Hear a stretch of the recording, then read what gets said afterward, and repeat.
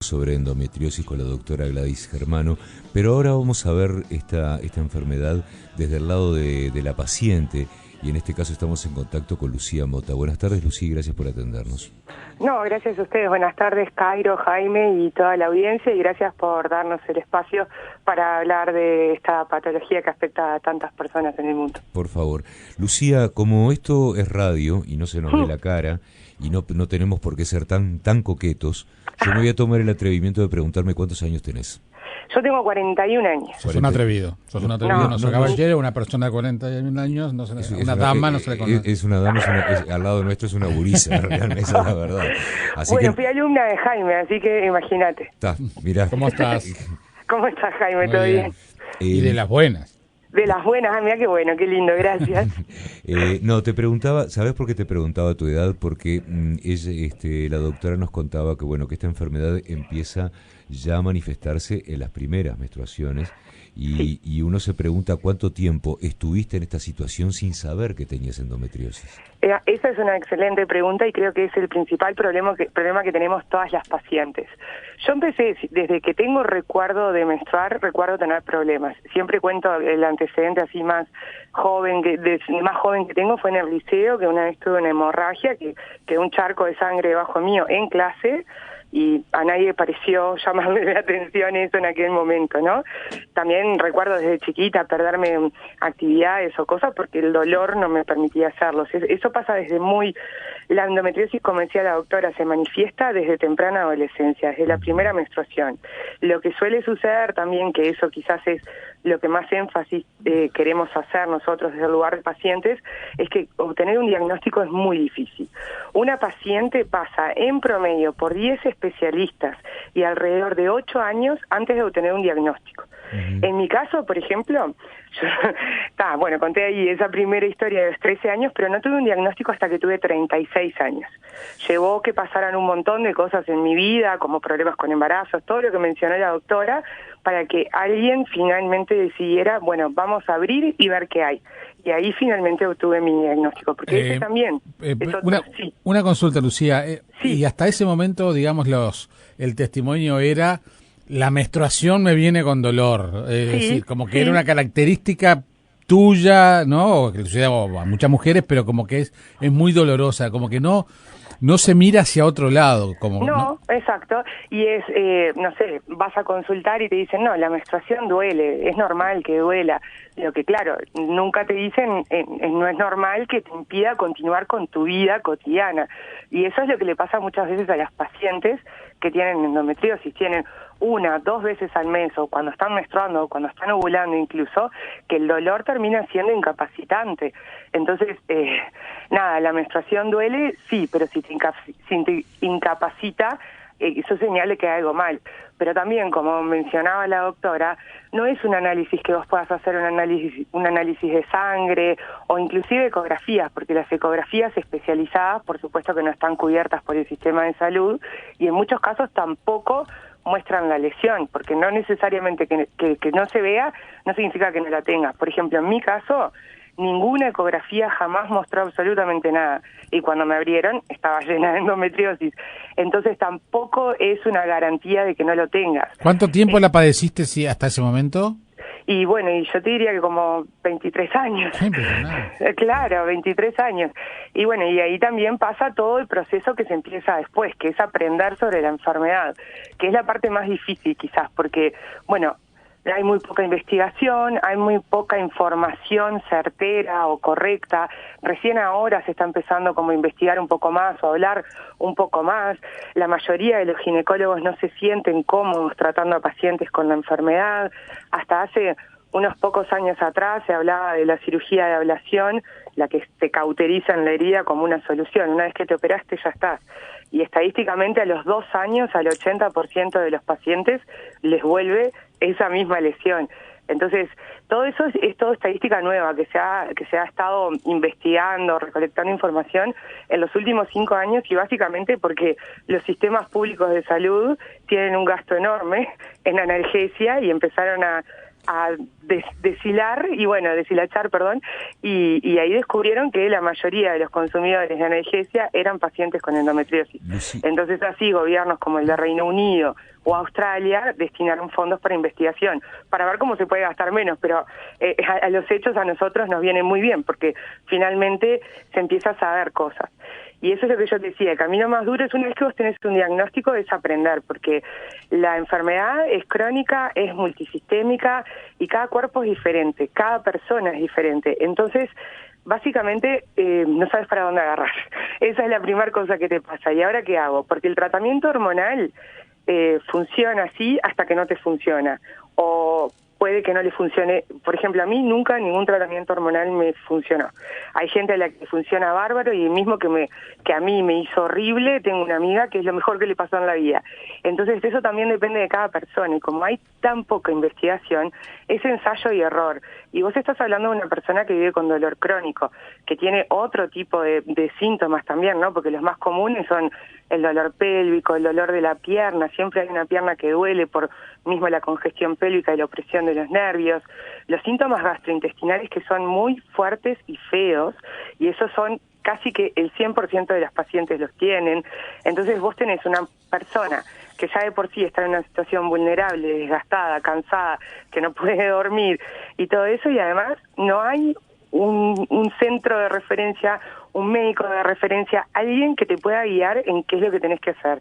Y básicamente es probar y ver que te funciona. Entonces, eso también es muy duro, porque cuando se habla también de tratamiento hormonal, uno piensa tomar pastillas anticonceptivas o tomarlas de corrido. No hace nada, sí es verdad, no hace nada, pero no es que estás comiendo caramelos. Las pastillas anticonceptivas tienen efectos secundarios a largo plazo, tienen efectos que afectan a las mujeres después de la menopausia, como también la menopausia. La menopausia quizás es lo más cercano a una cura en el sentido de que la endometriosis es una enfermedad que genera su propio estrógeno. Entonces vos básicamente sos una bomba de estrógenos. Y cuando menstruás, suben esos estrógenos. Cuando dejás de menstruar, cuando tenés menopausia o lo que sea, es que tenés menos cantidad de estrógenos, por ende menos probabilidad de dolor. Pero si vos ya tenés una lesión de endometriosis, no importa que estés en menopausia, el dolor va a estar. Y muchas veces también lo que pasa, que lo que hablábamos de las cirugías, ¿no? Las cirugías también generan cicatrices. Y las cirugías no siempre pueden remover todas las lesiones. Entonces, tampoco es que hay una solución real. Sí hay tratamientos y cuidados paliativos que no son accesibles para todo el mundo, y por eso también desde el colectivo estamos peleando por esta ley de endometriosis y por tratar de ingresarla a través del PIAS, pero no hay una cura. Por lo que entendí, te operaron. Sí, yo me operé y ahora estoy para operarme de vuelta en exactamente 2 meses. Yo me operé y tuve unos 16 meses preciosos y después volvió con más furia que antes, muchísimo peor que antes. Y ahora estoy esperando para tener una cirugía, que eso es otra cosa muy importante. Acá en Uruguay la cirugía de decisión no se hace por especialistas en endometriosis. Hay especialistas que pueden hacer decisión de ciertas áreas. Por ejemplo, un ginecólogo puede operar el útero.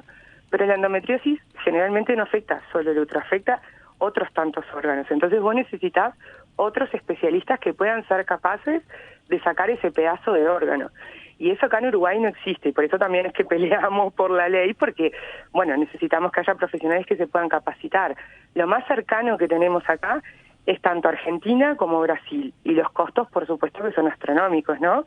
No es algo que pueda acceder mucha gente, y lamentablemente es la opción que queda para quienes tenemos endometriosis, para quienes ya nos operamos, ya probamos todos los tratamientos, ya probamos los cambios de estilo de vida. Bueno, yo cambié de estilo de vida, pero lo que decía la doctora con el trabajo, yo soy licenciada en comunicación, pero ahora trabajo como instructora de pilates, porque el ejercicio es salud, y es fundamental, y es lo que me permite a mí tener cierta calidad de vida. Pero bueno, es una enfermedad muy difícil, y es muy difícil manejarla y paliar las consecuencias. Pero entonces, por un lado, que lo dijo la doctora y ahora confirma lo que tú estás diciendo, me preocupa lo de la formación de los médicos especialistas que no visualicen como una opción cercana cuando se lo consulta, ¿no? Eso es un problema, porque padecer todo ese dolor, todo ese calvario, tanto tiempo sin que le peguen, estaba complicado. Hay un tema de formación, un tema mucho más profundo. Pero por otro lado también, que la verdad que yo no lo había escuchado todavía, era lo de la solución quirúrgica que además te vuelva. Entonces, ¿eso qué significa? ¿Que ahora te vas a operar de nuevo y va a volver? ¿Qué es lo que te han dicho? Mira, eso es así. Tenés dos tipos de cirugías. Una es ablación y otra escisión.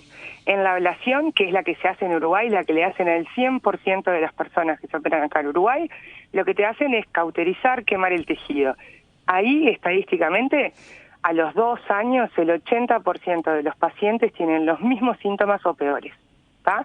Pero esa es la operación inicial que cualquier paciente se tiene que hacer para confirmar que tiene endometriosis. O sea que para ti, digamos, fue la prueba del 9. Algo así, exacto. Y después lo que pasa es, básicamente, si tenés los recursos como para pagar un especialista en escisión, entonces tus chances de que vuelva esa lesión ya se reducen a un entre 8 y 12%. O sea, eso realmente puede llegar a cambiar la vida de la gente. A los 2 años capaz que ya no tenés más. Pero bueno, nada, no está disponible en Uruguay y las pacientes de Uruguay solo podemos acceder si pagamos privado en el exterior. Lucía, cuando uno está desesperado por un tema de salud, más allá de lo profesional, más allá de lo científico y de la medicina, uno a veces busca también otros caminos, por lo menos para complementar y no sé, distraer la mente, distraer el cuerpo, distraer a la misma enfermedad. ¿Ha buscado otros caminos además de seguir las directivas de los médicos? Absolutamente, y eso también es una cosa que es muy importante destacar. Esos caminos son individuales para cada persona. Lo que a mí me hace bien no necesariamente le hace bien a otro. Y eso es una cuestión también de prueba y error. Tenés que ir viendo. Yo qué sé, los cambios que hice principalmente, yo fue consultar con una nutricionista, hice una dieta de eliminación, logré identificar cuáles eran los alimentos que a mí me generaban empujes, entonces no tuve que eliminar grupos alimentarios enteros, solo los que a mí me hacen mal. Además, cambié de carrera, yo tuve que dejar de trabajar. Trabajar para mí ya no era más una opción, porque el estar 8 horas disponible en un lugar a una hora que tengo que estar, a pesar del dolor, a pesar de las náuseas, a pesar de los vómitos, de las diarreas, porque todos esos son síntomas de la endometriosis. El estrés del trabajo, la neblina mental que viene asociada con una enfermedad inflamatoria crónica. Entonces yo tuve que dejar de trabajar de mi carrera, por eso fue que también me reinventé, fue como, bueno, si no puedes contra tu enemigo, únete a él. A mí el pilates me daba alivio, entonces me convertí en instructora de pilates. Ahora estoy feliz y radiante porque puedo volver a ser productiva, pero estuve prácticamente que 2 años en los que no pude trabajar. Y eso también, tenés que ir cambiando tu estilo de vida y adaptándolo a lo que tu cuerpo y tu mente te permite cuando estás lidiando con todo eso. Hay mucha gente que recurre a terapias alternativas. La fisioterapia pélvica es, creo que lo más, no sé cómo se dice, se me trancó la palabra en español, pero es de las cosas que están menos valoradas y son de las más importantes para hacer. Porque acá en Uruguay no tenés acceso a la fisioterapia pélvica a través de la mutualista, es algo que también tenés que hacer privado. Perdóname que te interrumpa. Sí. Desde tu lugar, ¿se necesita una intervención política en esto, por ejemplo? Absolutamente, absolutamente. Sabemos que somos al menos 1 de cada 10 personas con útero que tenemos esta enfermedad. Y entonces somos 1 de cada 10 que estamos en una situación totalmente vulnerable, que si nuestro dolor nos incapacita, nos debilita o no nos permite continuar con nuestra vida, no tenemos acceso a ninguna de las prestaciones sociales, porque la enfermedad ni siquiera está catalogada como crónica, ni siquiera está catalogada como multisistémica, está catalogada como ginecológica, que no es una enfermedad ginecológica y eso lo sabemos todos. Entonces, el ginecólogo es el camino de entrada por el que uno obtiene el diagnóstico, porque bueno, las menstruaciones abundantes son el síntoma más evidente y dolorosa, pero no es una enfermedad ginecológica. Entonces tiene que haber un cambio político y tiene que haber un cambio en las prestaciones sociales. Y perdóname que te apure, que te apure, pero se nos termina el tiempo, sí. Lucía. Se viene armando todo como para generar una asociación de pacientes, tratar de institucionalizar de alguna manera fuera de lo que es un centro de salud y la intervención de la medicina, darle personería jurídica a esto como para poder pelear no me gusta el término pelear en este caso, pero por lo menos trabajar en lograr ciertos objetivos a través de lo político, como hablábamos hace un segundo? Sí, mira, nosotros somos hasta ahora un colectivo de pacientes, Sendo Uruguay. Quien quiera que nos busque en Instagram, Twitter, todo, y ahí estamos todos. Somos un colectivo de pacientes. Iniciamos el trámite de la personería jurídica y todo eso, pero bueno, bien, lleva todo su tiempo, pero independientemente de la legalidad y validez que nos dé la Corte, nosotras estamos igual en contacto con los legisladores.